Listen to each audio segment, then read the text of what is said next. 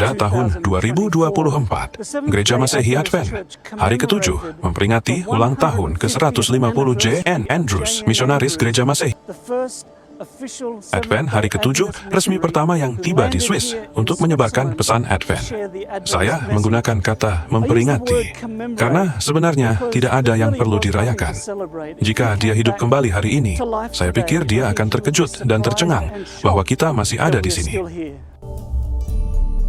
Setelah pekerjaan misionaris pionirnya, ada era keemasan misi Advent, dan misionaris mulai berkeliling dunia, membawa kabar baik Yesus kemanapun mereka pergi.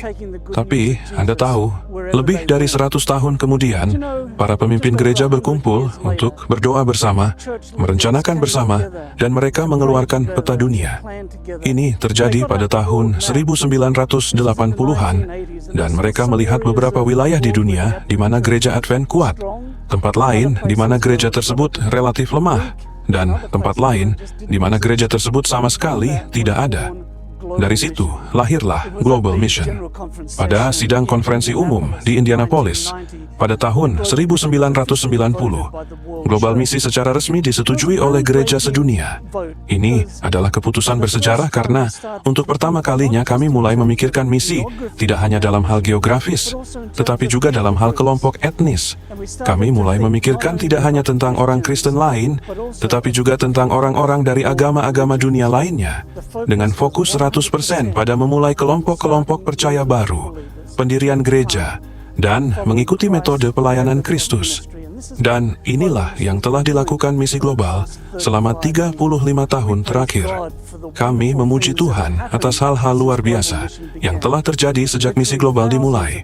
Ribuan kelompok baru telah didirikan. Begitu banyak kelompok etnis baru yang telah dijangkau. Dan kami juga telah memasuki negara-negara baru yang sama sekali belum terjamah. Saya teringat India, di mana 2 pionir misi global ditolak di kota yang mereka masuki. Tanpa gentar, mereka memulai kelompok ibadah di 2 kota terdekat.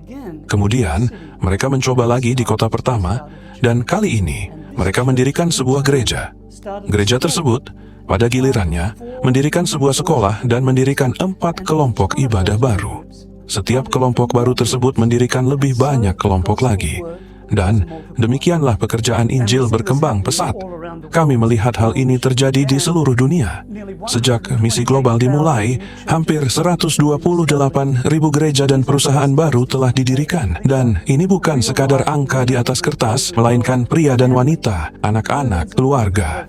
Jutaan orang yang telah menemukan harapan dalam Yesus Kristus. Tentu saja, tantangan misi ini menakutkan ketika kita melihat 3 jendela penekanan misi, ketika kita melihat kelompok-kelompok populasi yang luas. Namun, ini adalah misi Allah, dan Dia telah mengundang kita untuk berpartisipasi bersamanya dalam misi tersebut, untuk memulai kelompok-kelompok percaya baru, dan membuat murid-murid baginya.